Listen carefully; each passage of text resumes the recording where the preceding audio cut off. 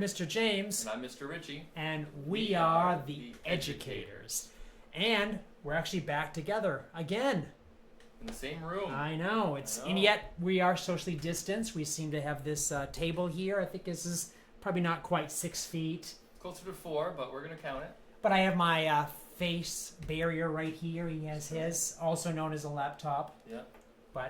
And as a precaution, we are actually going to be drinking kombucha this time, which is going to help us. Yes, this is going to keep the microbes away and stuff like that. So, cheers to getting well.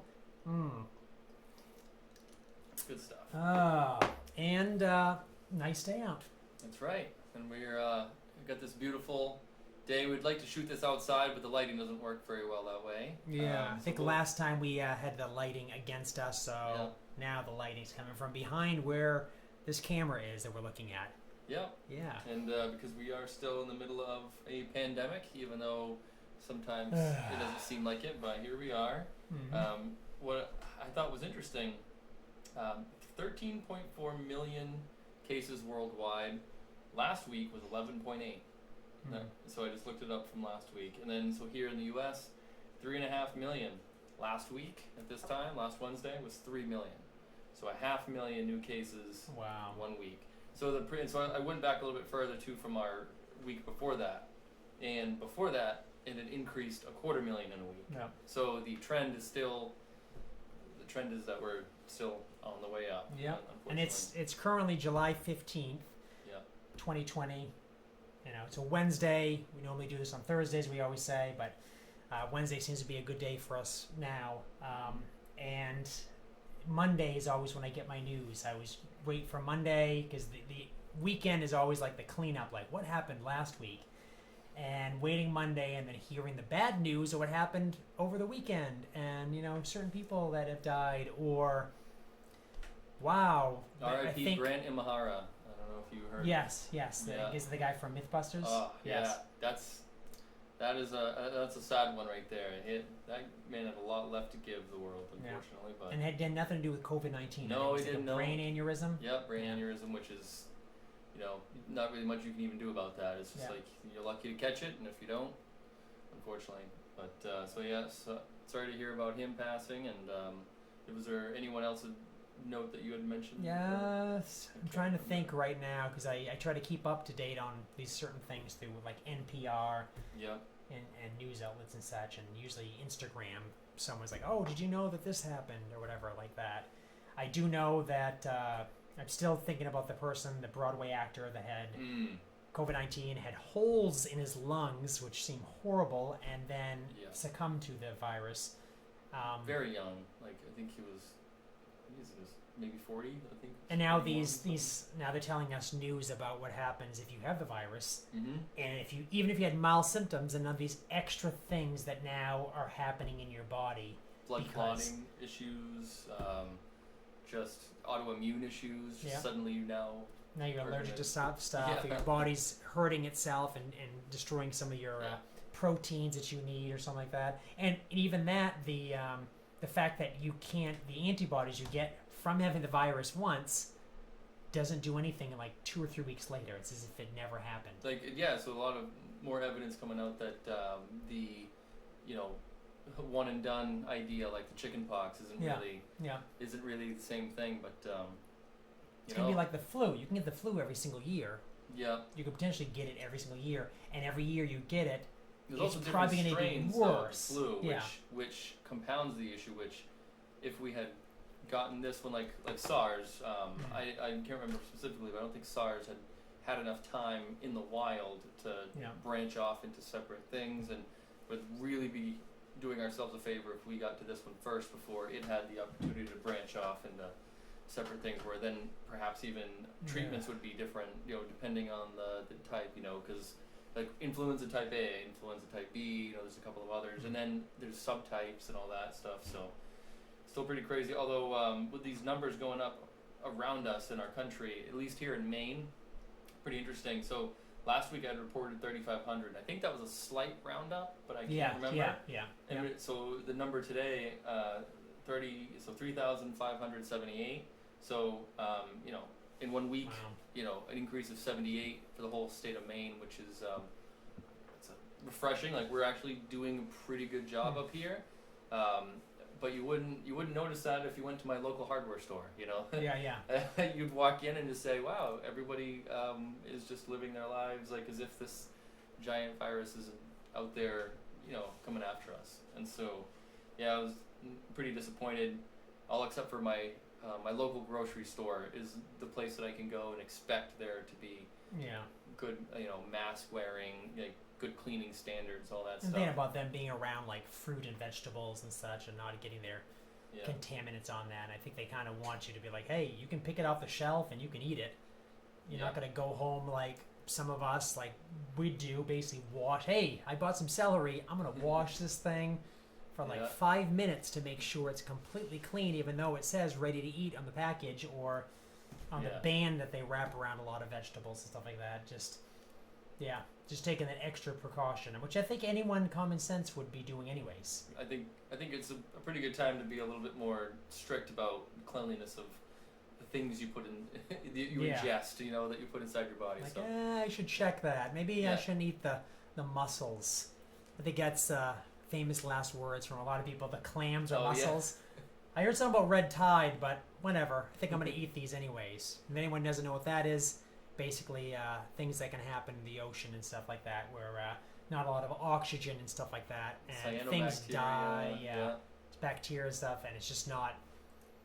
And you don't want to eat anything from that. You just instant like sickness and stuff like that. And it usually is a lot of seafood does this to a lot of people. So. And right now is not the time that anybody wants to be spending at a hospital. No matter what, if you can avoid it, right now. You stub your toe, whatever. You get a nail through your foot. Yeah. I'm sure there's a home remedy somewhere for that. It seems unfortunate, but yeah. Go there and then to get some other infection on top of that, or get this horrible virus. Yeah. It's just not worth it. It's just nope. We have to become our own nurses. Yeah, we don't need to. We don't need to go and put ourselves in harm's way, even though obviously that's not as fun. But like right now, everybody shouldn't be out there doing jumping things on their dirt bikes and especially for our students. I really hope that they all take it a little bit easier so that we don't have to make our unnecessary trips to the hospital. Luckily, my daughter has only had to make one trip to the hospital, like ever, like an emergency. But when we did, she broke her arm. She slipped on the ice in wintertime, fell on her arm, and it was just sort of like there was a bad flu going on that year. And we walked into the waiting room, and it was like we're gonna probably walk away with the flu, and that was just the flu in the middle of winter, like we're normally used to around here. And I can only imagine what that's going to be like this winter now. Yes, I probably have not liked hospitals because of that. I mean, there's nothing worse than going to a hospital, being surrounded by people who are sick and moaning or coughing, and just like you go, wow, I am not that bad compared to a lot of these people. And what are they giving me right now? Because I don't see anyone walking around with bleach, spraying on every single surface, and putting masks on people and stuff like that. I think wearing the masks is a great thing. I think everyone's going to be wearing masks now. They could have some horrible thing, tuberculosis or whatever. Keep the mask on. Yeah. Please don't try to spread these different things. It's just. And thank you to everybody who has to work in those situations. Yeah. Like, whereas going to the hospital once a year is rare for me. Some people do that 6 days a week, going in and dealing with those people. So. If I haven't said it before, thank you to all of our healthcare workers out there, because what a world. And thank I kind of people on the front line. Yeah, and I actually had a interesting opinion about teaching this fall that was sort of related to the healthcare workers. So this was an opinion, not a thing that I'm sold on yet, but somebody said healthcare workers, like when the pandemic happened, they didn't have the ability to say, you know what, I shouldn't go to work today. It's not super healthy for me. And there was someone that had mentioned that that's a societal contract, sort of like a thing where the healthcare workers agree to show up, because if they don't, problems are exacerbated, societal agreements will break down. Someone mentioned teachers, societal contract. providing a form of childcare. Obviously, we don't go to work as teachers to babysit. Yeah. We go there to provide an education, to provide a future, But of course, we take care of children, so therefore provide a form of childcare. Yeah. So someone said, well, teachers have this societal contract where they've got to show up, otherwise society breaks down. And I said, all right, well, now that is an interesting opinion. And the good news is that I haven't seen any teachers not show up. At least we see the teachers that even if they're how uncomfortable it was, they're showing up online, remotely, showing up, doing what they can. Yeah. And so I think that's one way to look at it too. But obviously, we didn't sign up for frontline, working. Not necessarily. Not all of us do. But of course, something we're thinking of. But we got to protect ourselves as well. But I definitely want to do my part this fall to help society keep operating. Yeah. But it'd be nice for us all to work together, so it's not just us putting ourselves at risk for the sake of the economy or something. So, it's interesting to see what we're coming into. There's no solid yeses or nos, like what's going on, but there's got to be a good balance somewhere between protecting us and working, having a functional society. So, whatever we got to do, but hopefully that involves not getting the virus ourselves. But yeah, I always feel like we can be there. That we're going to need to be there to do our jobs, but it's almost because of this being such it's an invisible enemy, and not knowing. And we talked about this earlier about and maybe off camera, where if Disney World is being opened, and so everyone says it's the best time to go to Disney World because this is when, right in the beginning, when people start working and they get this idea like, this germ is everywhere. You need to be cleaning every 5 minutes. We want everything. Never expect that somebody else did their job. You should be doing their job as well on top of your job. You should be cleaning up after each other person. And everyone is super rigorous about everything, and everything gets cleaned 30 times over. Rather than 3 or 4 months later when people are like, it's been cleaned, right? I really don't feel like having to go and do the extra work and stuff like that. It's probably great to go down there right now. Yep. Us, as teachers, we always want to take that rigorous route. But because this thing is invisible, us going back in and how the administrators, I think, are looking at it is it's not that we're the loose cannons. It's the students that might get near other students. It's potential lawsuits for that to happen if someone spreads something. It's for us not catching that student doing that. It's students touching each other. It is just rooms where there's a quota now for a specific amount of students that can be in a room. Yeah. And it goes over by one because a student runs in and then maybe another student runs in and we're trying to get students to leave and it's just that whole thing of moving bodies around and making sure there's only a certain amount of quota, in each room. And in my room, it's going to be a gonna problem. Especially size of problem. rooms. Yeah, size I of have the rooms. smallest room in the school, and so as a result, I specifically have been worried about that. Spacing mandate basically. But so we'll see. We'll see how that goes. And also one of the things that now that we're not sending the kids to the cafeteria, that was one of the things I had in my mind too. I was like, all right, maybe I have this space of this cafeteria that maybe I could, but that's something that I have to, obviously, we'll find out. Just like every other teacher right now on summer break is just going, I don't know what I'm walking into in the next couple of months or month away, and I don't know what we're walking into, but it sure seems like a battle. I can wash tables really fast. Yeah. And I can wear gloves as good as anyone else and a mask. So I'm ready for that. Yep. If I have to do that, I'm ready to clean up. I've always been diligent trying to clean up after 24 students leave my class and I have 2 or 3 minutes for the other class to walk in, who's actually at the door ready to walk in, sometimes because the teacher leaves them there prematurely. But I still do as much as I can to clean up and just at least get dirt off mats that I have the students sitting on. It's going to be different now. Hopefully, we don't get that same time limit to do that sort of thing. But 5 minutes in between classes. I can clean fast if I have to, and if that means I have to do that, I will go ahead and do that. and I do a lot of collaborative work building things, so surfaces get dirty, especially when Yes. the kindergartners and first graders, they love my room because they get to use markers. Yeah. And that's a special thing, but I don't mind them getting marker all over the tables because it's part of the joy of learning, and they think it's something special to use markers. All right, I'll do a little bit more cleanup. So then I gotta clean up all that mess. I do science experiments in my room. I gotta clean up, and I also manage 24 individual laptops that the kids share. Yeah. So especially at the beginning of all this, having the kids sanitize or wash their own computers back when Lysol wipes were a little bit more common. A little bit more cheaper. Yeah.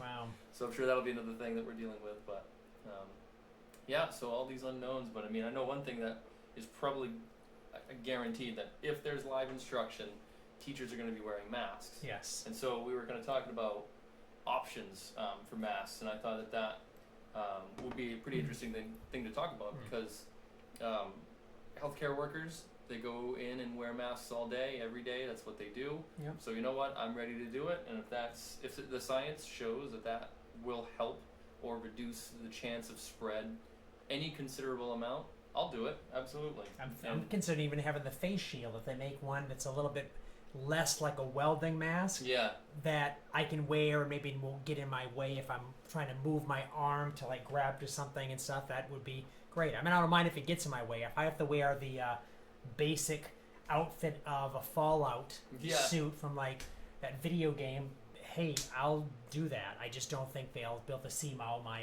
characterizations of my personality as much. But and I'll I have a nice lab coat, that I was like, all right, well, it's a nice long length one. Perhaps I should just wear that over everything, as an extra layer, it's certainly not out of the ordinary for me to get sneezed on or coughed on, like while working with kids from kindergarten through 6th grade. It's just one of the things. So, I got to think about ways to protect myself and protect others. And with a mask, so we basically perform for 6 hours a day. Yeah. So the idea of having a athletic mask, like somebody, like I've seen like these neoprene style, so that's one of the options that I'm thinking about getting. And I think that you talked about, you actually looked at them. Yeah, Under Armour has got one for around $30. And they're saying all these benefits of it. You can exercise in it, and you can breathe easily, and it can be washed, or UV light can destroy some of the viruses or whatever it might catch up. But it's not coming out for 2 or 3 months. Yeah, interesting. Like and they're expecting a certain quota to meet of how many units they can sell before they actually produce it. And then I just want to make sure that it can be washed like hundreds of times, because it's going to be washed every single day. Yeah. That's going to be like the most. You come home, it's mask washing time because I need to work tomorrow, and that thing needs to be clean. And maybe I don't want it smelling like hand soap or whatever soap I might wash it in. That's another thing. The I want comfort, to be effective too. Yeah, and the comfort of it though. Yeah. Like the comfort level of wearing a mask. Like I was at the dentist's office with my daughter last week, and they had tally marks on their paper face masks, N95 style paper masks, of how many times they sanitized it. So I don't know if it was UV or Lysol. Both were approved currently by CDC. To sanitize, but like they had to have these hash marks, and the woman that was working with my daughter, I counted 10 hash marks, so I don't know if that's days, I don't know what that is, but so like after you wear one of them so long, a smell will develop. And I was a goalie in hockey, you wear a face mask and you breathe on that thing long enough, there's a certain smell that will come out of it, and like, so the comfort level of you, and like, there's not a lot of teachers, there are a lot of teachers that are like this, but not every teacher is super excited and willing to wear a mask. Yeah. So especially for them, that's that extra comfort level of like, my mask. I did find a mask company that had silver kind of woven into it, so they said that, of course, that's antimicrobial, but the fact that it's coming in all these different colors, and you can get the American flag on it or whatever, ponies or whatever, I think is just one of those things that selling points and stuff too. But I think if it gets a chafing on someone's face, they're probably not going to want to wear that and stuff like that. And then again, we're probably going to still see people that are wearing it with their nose sticking out. Oh my gosh, which is just not right. Oh and, my gosh, you know, proper proper way to wear a mask. There's probably 1,000 videos out like that. Yep. Maybe we'll have to make one. Yeah. Well, and just so there the three different styles. So there's the fabric or cloth. Yep. There's the paper or surgical mask, and then there's N95 masks. Then there's other ones too, like a respirator, so I come from automotive repair where I'm used to, for almost an entire day, wearing this respirator. Anytime I did a brake job, anytime that I used to do undercoating, anytime that I had to do anything, or even using a torch to burn out a bushing. So you take a rubber bushing, turn it into liquid. Obviously it releases a very strong, disgusting, toxic odor. Yeah. And so I'm used to, for days, at a time, wearing these big, heavy masks. And no, I didn't get oxygen deprived. No. I did not have a buildup of CO2. I'm able to function just fine. And I'd actually prefer one of them. However, you can't exactly talk like that. You sound like Darth Vader. Yeah. And it's also only good to protect yourself with those big style masks. So if you've got them in your garage, don't wear one to the store, because it protects you, but it dumps your unfiltered exhalations out into the open. And so that's why those painter style respirator masks should be worn. So other than that one, that's the type I would actually prefer, because they have a really good seal. Yeah. You can have a little bit of stubble and it still seals, which paper masks, I'm going to have to be more clean shaven. That's another thing that I hate shaving.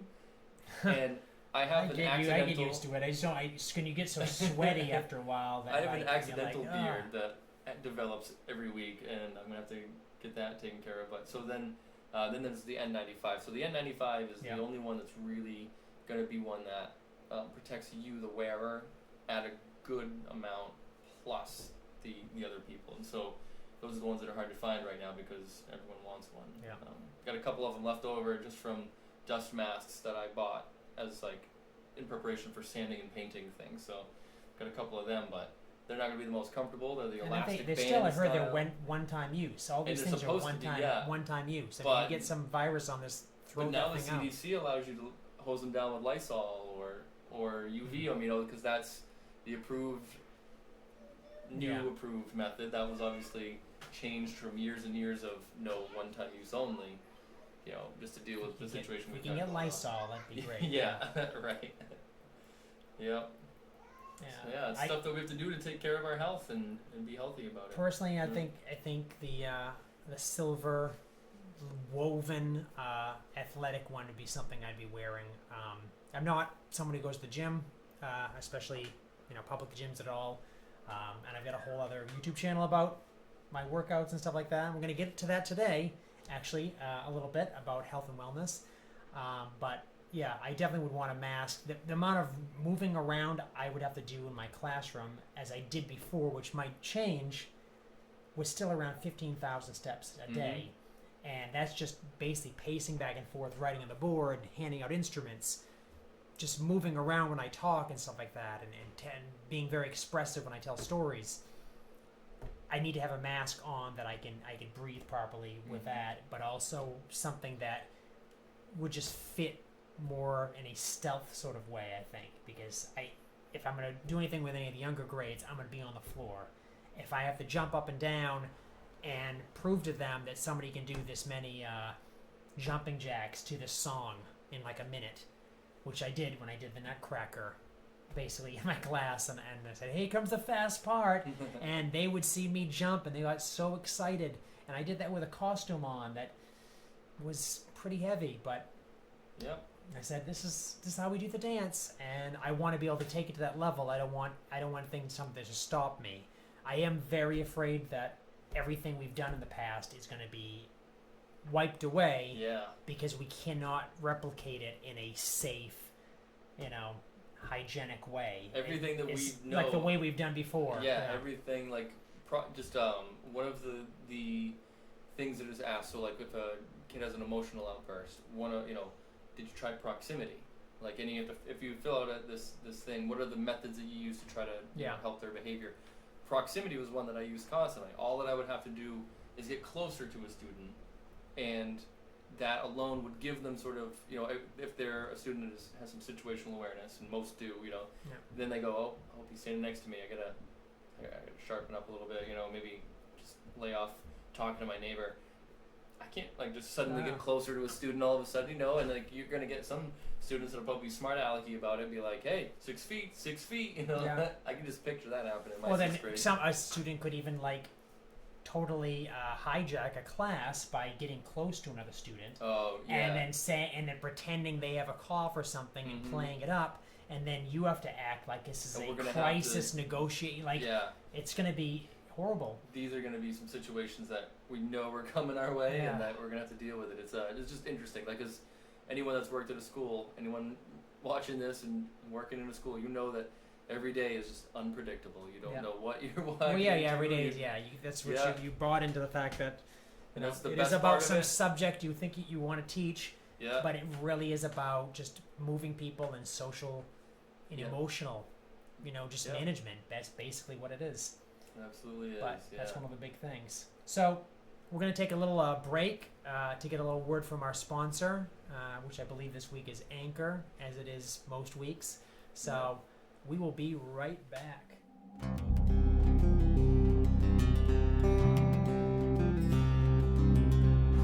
I'm Mr. James. And I'm Mr. Richie. And we are the Educators. We use Anchor.fm to host our podcast. It's the most important tool to get our message out, and it's free. Anchor.fm gives you a full dashboard of options, and most importantly, they do the hard work for you by dispersing your podcast out to different hosts, like Spotify, Apple, and many more. So if you're planning on making your own podcast, making some money from your podcast, we wouldn't recommend you start anywhere else. Download the free Anchor app or go to Anchor.fm to get started. And get your voice heard today. And we're back. All right. And next section, healthcare, wellness. All right. This is going to be part one of a series I'm hoping to do, kind of like we did with the transhumanist thing, and maybe a little transhumanist thing kind of tied into this sort of thing. But health and wellness, what do you think about when I say that? Diet, exercise, pretty much first thing that comes off the bat, and then healthcare. When you say that word, I just immediately think of thousands and thousands of dollars. Yes. Yeah. Going to the doctors, like you're talking about earlier, you definitely don't want to go right now. Like you get hurt anywhere, you don't want to go there and then be, unfortunately, within the vicinity of those that might have COVID-19 or some other virus or disease that you could potentially get, and especially because of cleanliness or whatever could happen with that, and healthcare being sort of a system that is very costly, makes a lot of money for those maybe involved in it or those that are running businesses that have to do with that, and less about preventative care and more about, well, you got yourself in a predicament, there's only these 2 or 3 options and they're all expensive and you have to pay for it. Yeah, so it's like reactive care. Reactive care, yeah. Right, absolutely. Yeah. And a lot of people, even the mask deniers are saying, why don't, instead of wearing a mask, why don't you just boost your immune system and eat well? Well, we should be doing that already. Yeah. But, that's not a replacement for health care. Especially something that they don't know, like what this disease can actually do, and they're still finding out more things, like figuring out, oh wow, even if you've had it once, you can within 2 or 3 weeks, your body can basically have it again. It is not immune against that, and every time you have it, it degrades other things in your body, which is not going to be, something maybe 5 or 10 years from now, we're going to find out that, oh wow, it also, all those that even had it and got better now are more at risk for cancers or whatever. Right. And I'm hoping that's not the case, but it's like, it's something that can happen. It happens in other diseases as well. Once you get one thing, it could lead to another. So taking care of ourselves, it's something that we have to do, be really aware of, and we have to put some extra effort and thought into it. So that's what we're going to be talking about a little bit here, right? Yeah. So part one I want to talk about today was about preventative healthcare and motivation, and the 2 biggest things. So definitely we're going to be talking about some fad diets. We're going to be talking about how people work out. We're going to be talking about how people could be eating, certain ways of thinking about how the body metabolizes or how you actually get your energy from food and how you can use that, and basically some misguided information that you can basically get on the internet. And Mm-hmm. people are trying to sell you right now, especially if someone has their shirt off and you notice they have a chiseled sort of look that could have been the result of certain substances that they're able to take. Not that those are an automatic take a pill or inject something and automatically you have this body, but the fact that certain things that are not natural to our bodies, even if we actually follow certain protocols and stuff like that, our body would not look like that if we did something that we scheduled on a routinely basis, like a workout. You couldn't get yourself to look a certain way unless you had certain enhancements that would force your body to produce some certain hormone or some other growth factor that would create that sort of anomaly in your body. And what I mean just by that is that if you see someone with that giant muscles or whatever that doesn't look like, that looks unnatural, it is unnatural how they got there.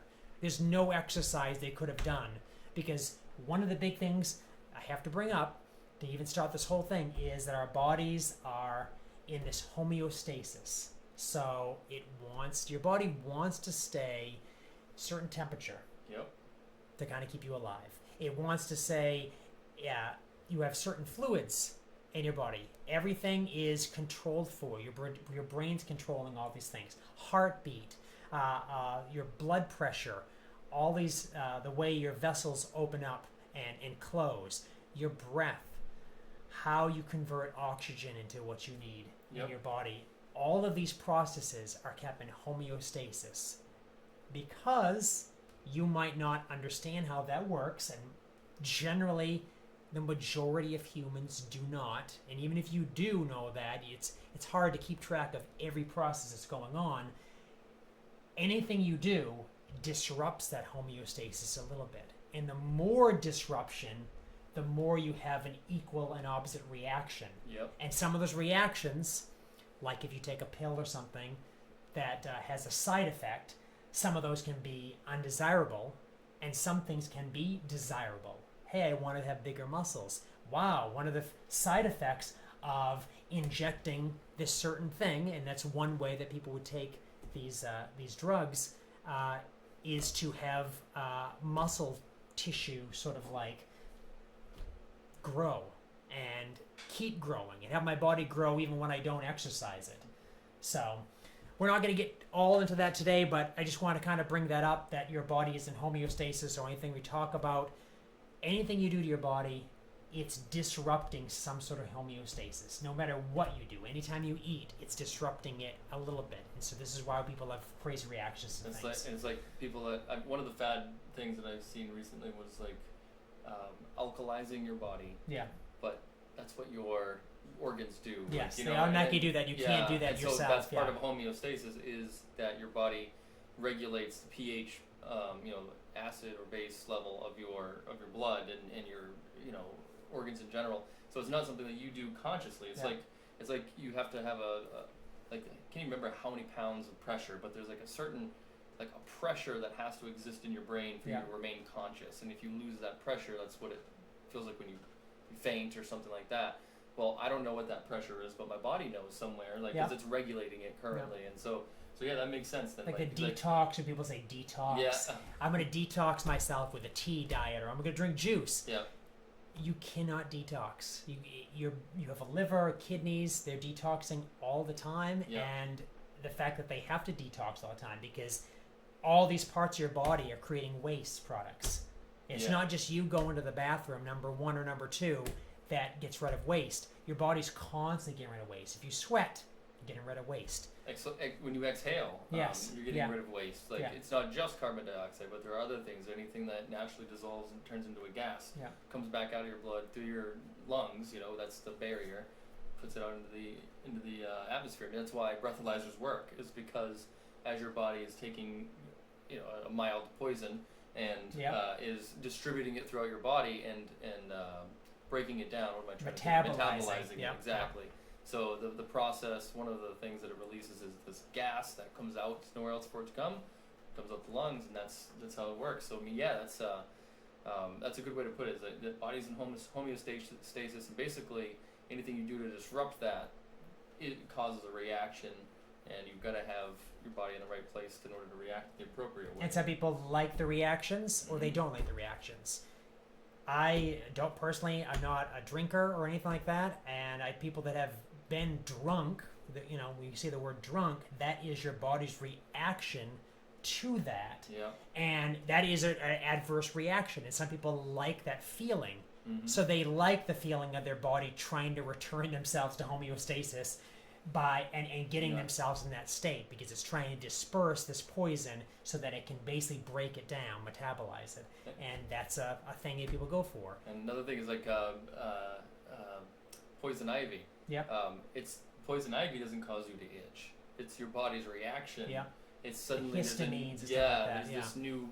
There's this new thing that's on your skin that it perceives as a poison, that it's going to hurt you, and it's your body's reaction that swells, that does all that stuff. And I believe this is the thing that is killing people for COVID-19. It's your yeah. body's reaction to what's happening that is killing, because so many processes are happening all at once. Your body can't control it, and they just basically engulf you in these what they call a cytokine storm. Oh, okay. Basically, yeah. where it's I've got to do this. My lungs are reacting to this. Yes. My liver's reacting to this because my lungs are doing this, and because my blood is doing this. This has to happen, Yeah. and so many things. Whereas it could handle it if maybe one or two things are working, but when you have everything working in conjunction together, your body just cannot handle all the things happening.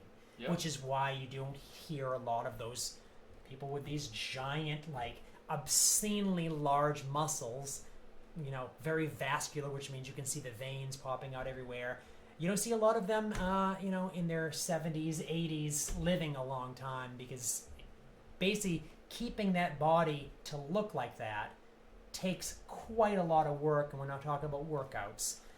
But it's not balanced. It's always out of homeostasis, so that in order to keep themselves like that, they have to make sure their body doesn't have these mechanisms to stop it from happening, using substances that will keep everything down. It's literally like imagine yourself getting a cold and then knowing that if you didn't have a cold, you would die, and trying to make sure you kept that cold in your body. And it's just a weird way to think about it. Why would I want to have a cold? Right. What if having a cold made your arms bigger and you wanted to have big muscles in your arms?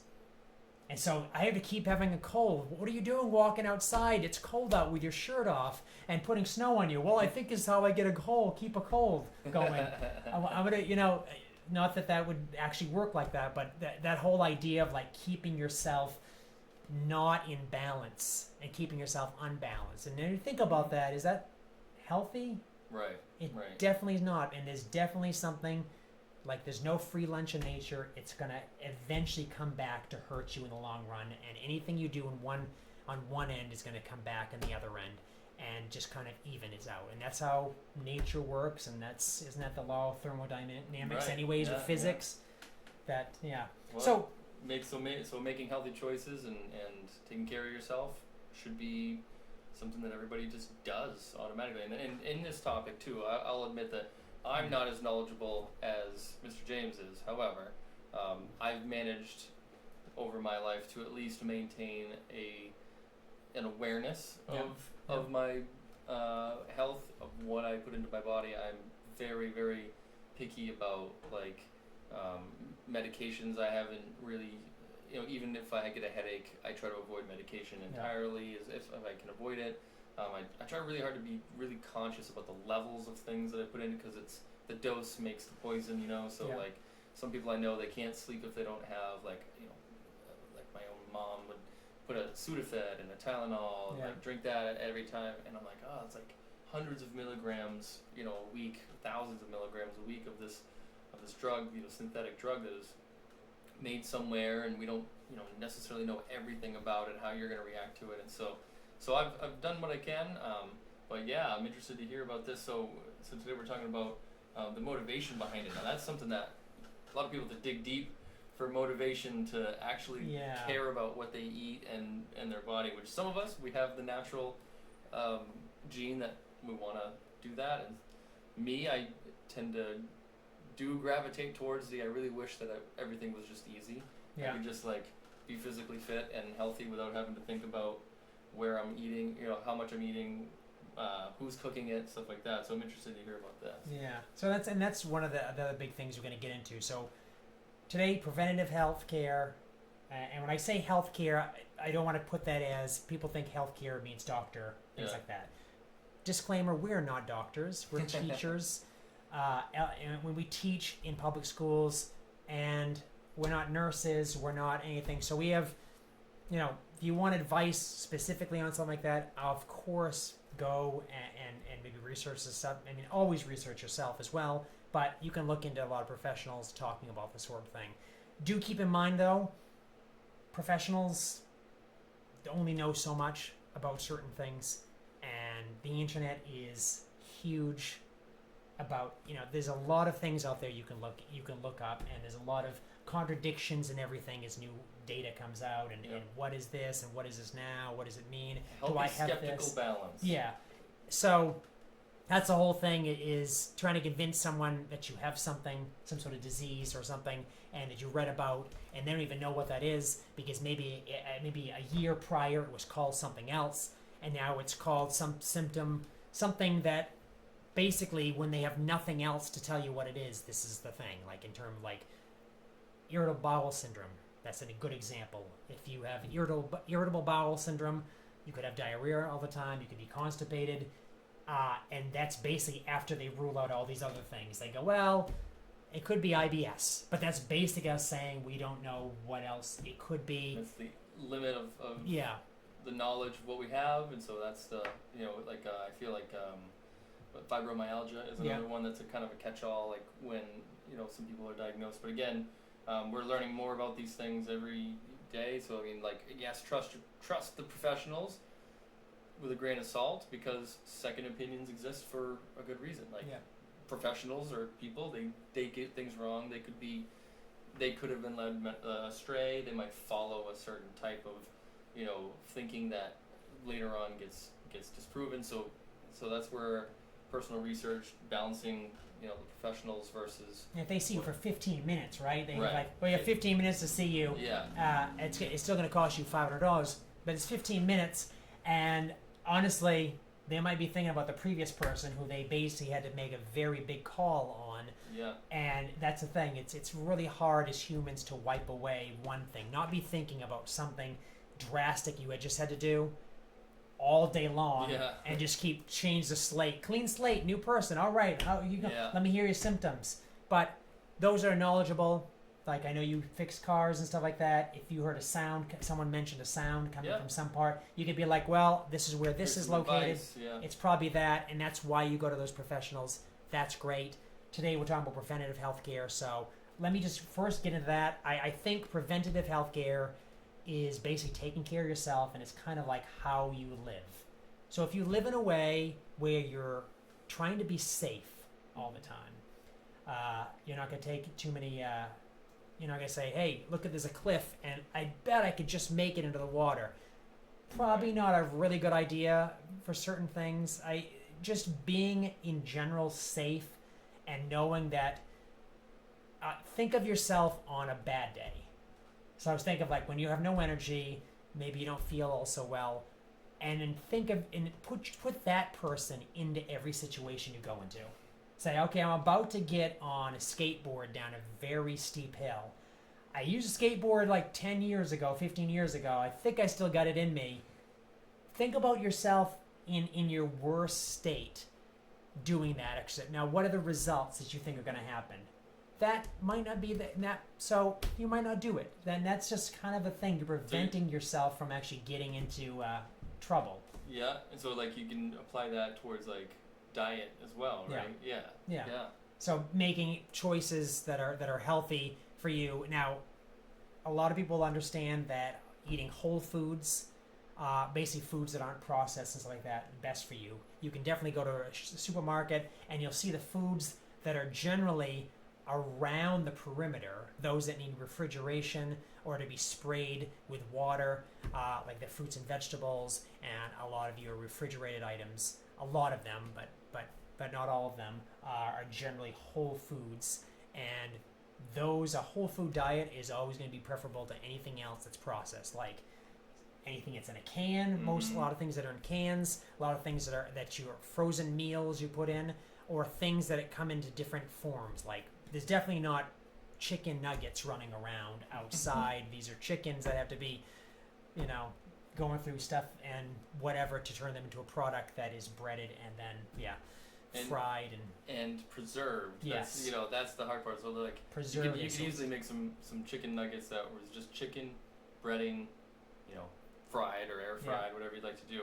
However, it's that preservation that keeps them all, not alive, but keeps them fresh in the supermarket. That's a lot of times where the bad stuff comes in. Like then the things you can't pronounce, all the the lab gums and fillers, so that you can basically, and a gum, not you think it's something you could chew, but think of that as, okay, we have this much product of this real thing, say it's ham. Yeah.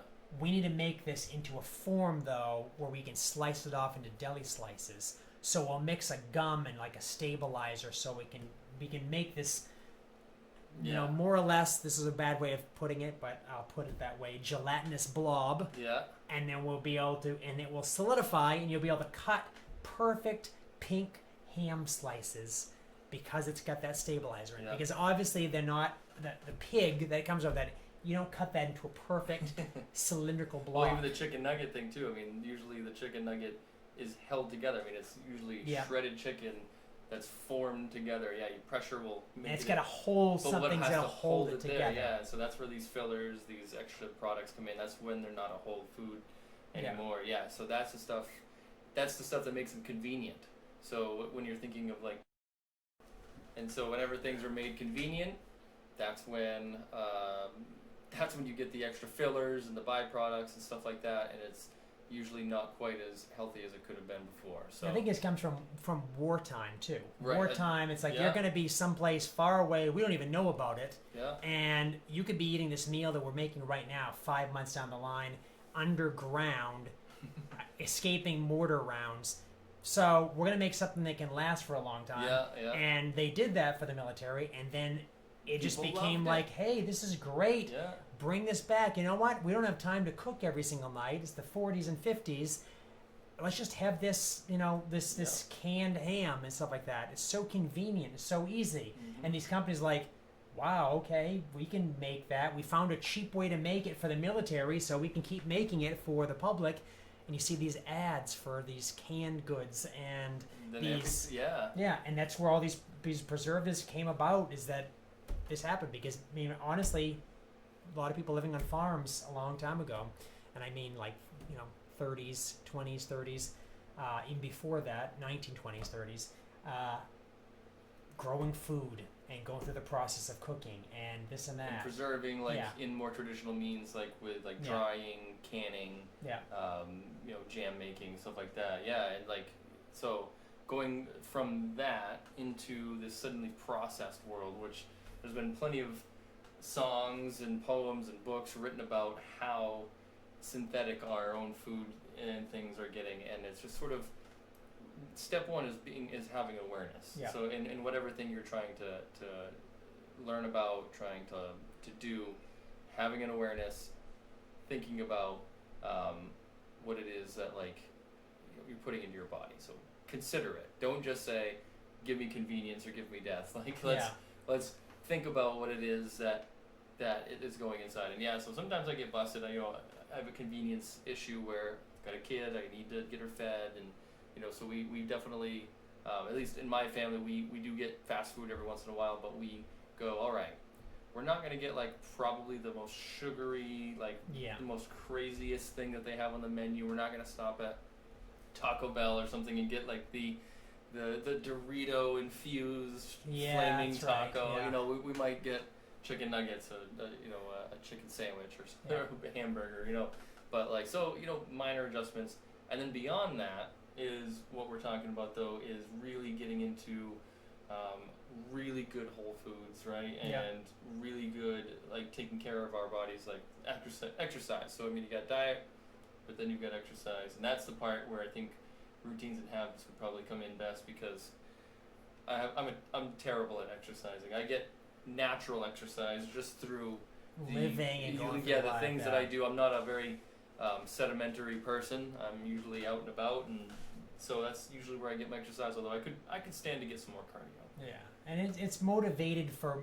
I mentioned for today talking about motivation for making these choices, and I think one of the biggest things, aside from what you want to get from today, at least, from our bodies being in homeostasis, and the fact that anything we do is going to be disrupting it, and as long as we don't make the disruption too much, then we won't have to face the consequence of what the aftermath of that, how your body's going to bring itself back to normal. Because basically, you are this vessel, but this vessel's got more control, more automatic control of you than anything. It's true. And not knowing what your body is doing, feeling like you have no control of your body, is probably the worst feeling in the world.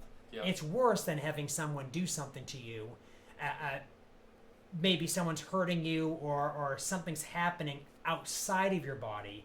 When your own body, you feel your own body's turning against you, is probably the worst thing, because then you feel like, I have no control. If I have no control of this that's me, what do I have control of? Yep. And that's why people say health is wealth. And it goes back to this thing. So homeostasis, making a schedule, making a routine, making a habit. They used to say that it took 21 days to make a habit. Someone said it used to be, I heard it all the time when people quitting smoking. Mm-hmm. You want to quit smoking, 21 days, blah, blah, blah. So they made these patches people could put in their bodies, and it said 21-day patch. Yeah. And then they could work themselves down to a lower. It took nicotine. It put nicotine in their body because it could be absorbed through your skin. And they'd have one that was like a 21-day one. They had a 7-day one. And you kept working down to get the smaller and smaller dose. Pretty soon, you'd have no craving for it. And I think the state subsidizes some of this stuff, so you can basically get people off of smoking. Unfortunately, there's still a lot of businesses selling cigarettes and cigars and everything like that, and vapes and things like that, convincing people to smoke. Yeah, that's now cool and this aiming and that. at the younger population again with the vapes and everything like that. And having worked in a school, that we have had issues in schools before, especially at the high school I worked at. Just that was years ago. And when they sell these products less than a mile away from a school, they filter in eventually. And so, so that's interesting though, the nicotine part. Yeah, and reducing the amount with the eventual goal of 0, because obviously you don't need any of that in your body. And so that shows motivation. It shows someone that's bought into, into their health. And I think that's something that more people need to get on board. It's not just like, hey, I'm making a bad decision. Maybe it could be like, hey, you know what? Maybe I could make better decisions. And you might be eating pretty well right now, and see if you can step it up and even eat better and take even more control of it. Yeah, and you can look up a lot of stuff. We're going to be talking about this next week. I'll do a part 2. We're going to be talking about a little bit more of the actual things about food, whole foods and stuff like that, and how to kind of think about that in terms of nutrients and stuff like that. I do want to mention, though, when we're talking about habits, how to get yourself into a habit mentally. And one of the big things I found is to kind of find out time, say you're going to work out. So I always said, well, after school was best time to work out. I had some energy, usually at 3 o'clock, 4 o'clock every day. People have this slump. Mm-hmm. And I'm tired. And for a school teacher, it definitely happens at the end of the day. It's one of those, wow, what would that day? Wow. There's a few things that happened today that I didn't expect to happen, and I reacted to them, and I'm paying for it now because I lose so much energy. To me, that was a perfect time to exercise. Even when I was not in school, it became that. But as of the past few months, I figured out if I wake up early in the morning, like the normal time I might, eventually have to leave for school or wake up normally, and I work out in the morning, I have more energy in the morning. I'm more peaceful in my mind, and it gets done, and I get more positive about the day because it's done. Now, it took a while to get to that. Yeah, how did you do it? First, and I basically had a schedule of, I do it every single day, but I on certain days I generally get like an exercise bike, stationary bike, and I read, and I wanted to read, so I'm killing two birds with one stone right there.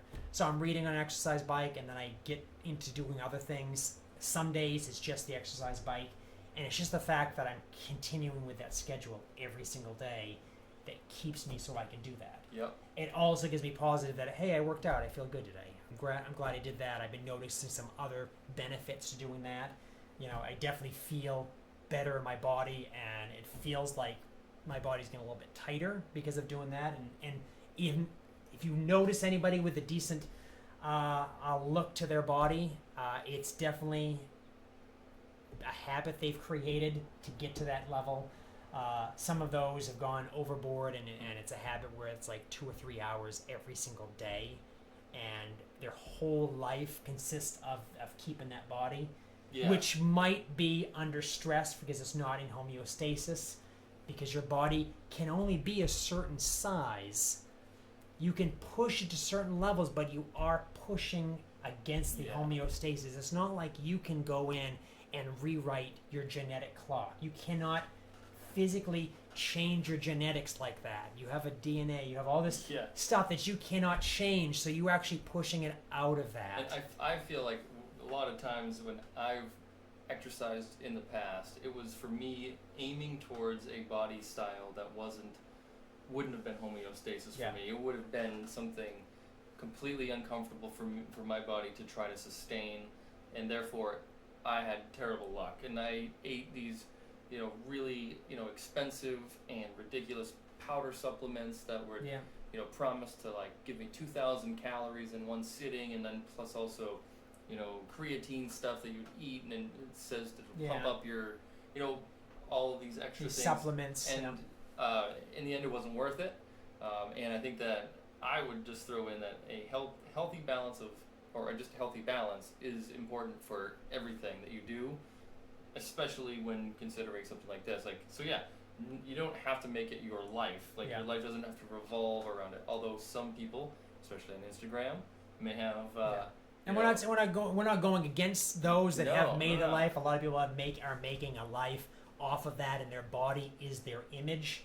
But that's I feel unfortunate that it's just that, considering the fact that we do have the worst disease of all, which is aging, and no one is immune to it currently.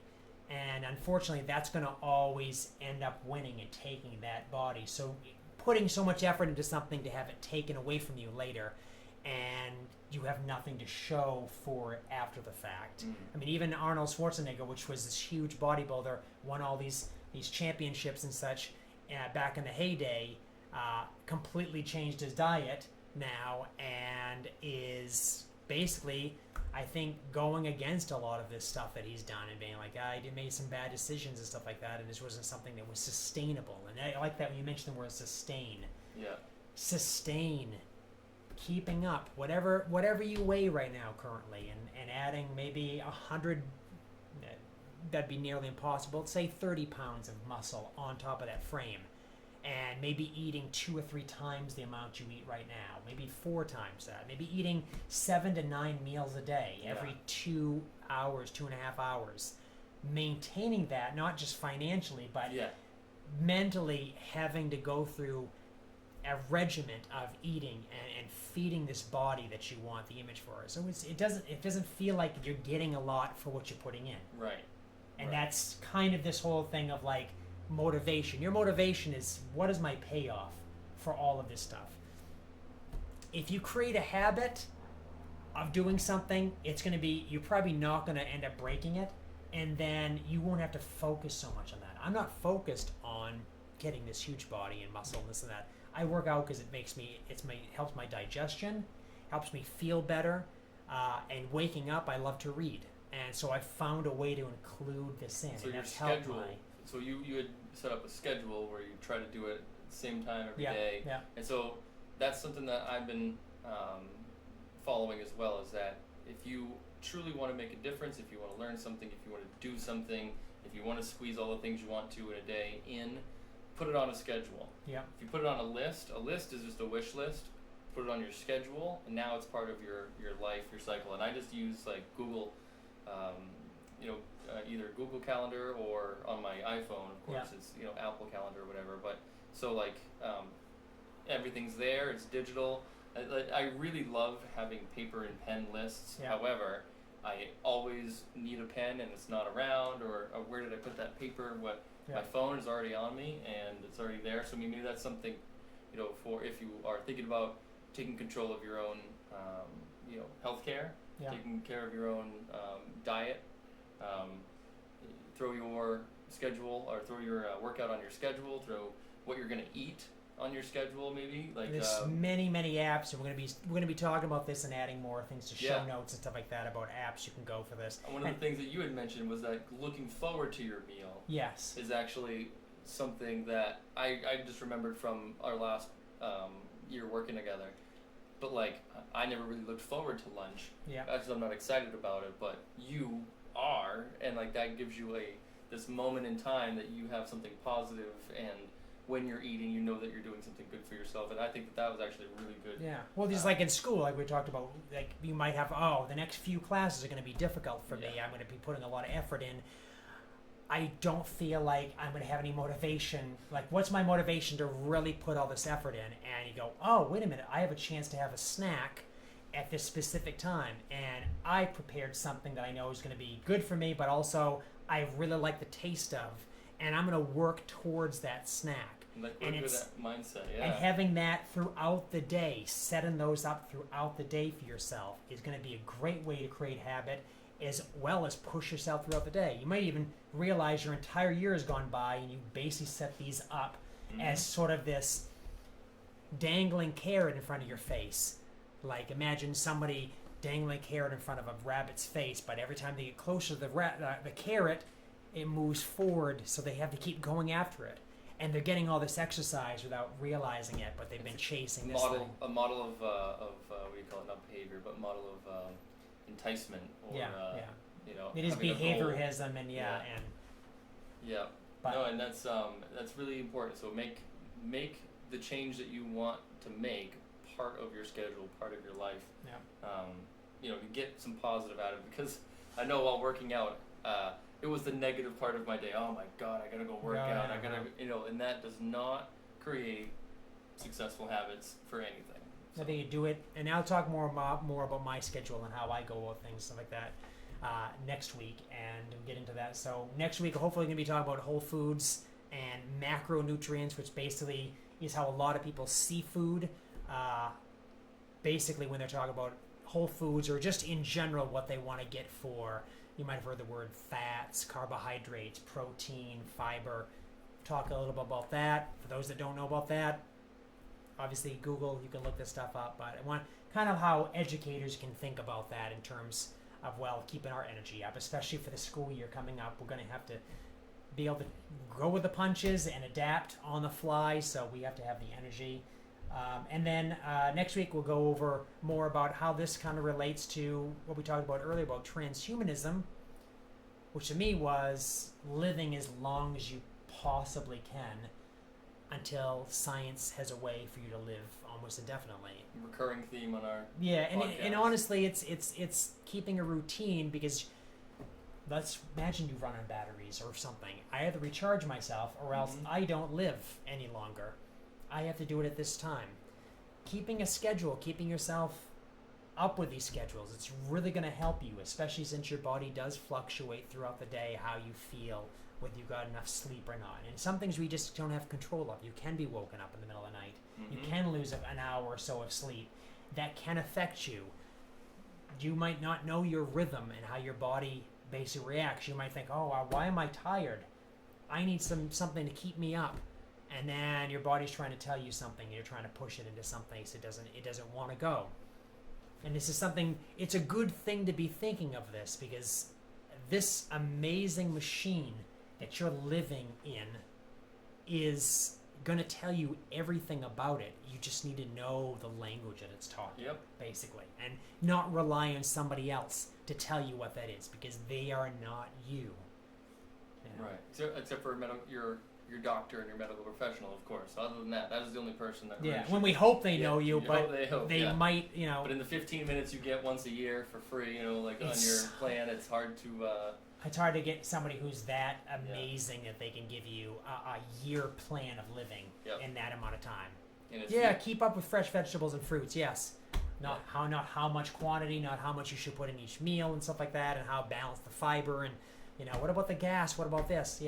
One of the things that we'll be talking about a lot on this podcast we'll getting into more details about diet and things like that, and so we'll be educating about diet, probably the getting into the weeds a little bit with food, I imagine, so that's one of the recurring chapters that we'll probably have, as well as space and science for me, and transhumanism from both of us, living as long as we can. So I think that's some common things you can expect in future episodes as well. And I think, in general, we both want to keep doing what we're doing, and we both want to keep teaching. This is a drive we have. This is something we're going to carry throughout our entire life.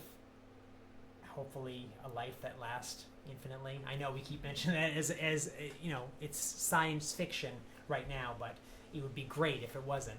But it's that idea that we want to keep our bodies so we can keep doing this. And without our health, we basically are nothing. We can't do anything. And I know a lot of people have been losing their lives to this horrible virus.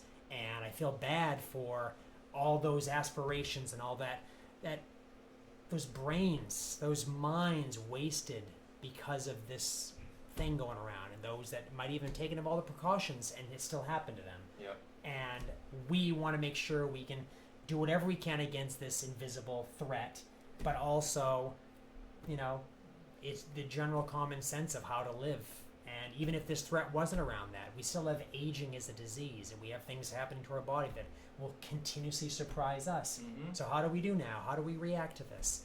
And so living is an ever-going process of adapting, and you have to adapt to how your body adapts, not just to the environment, but just how the processes that you are mostly unaware of are changing.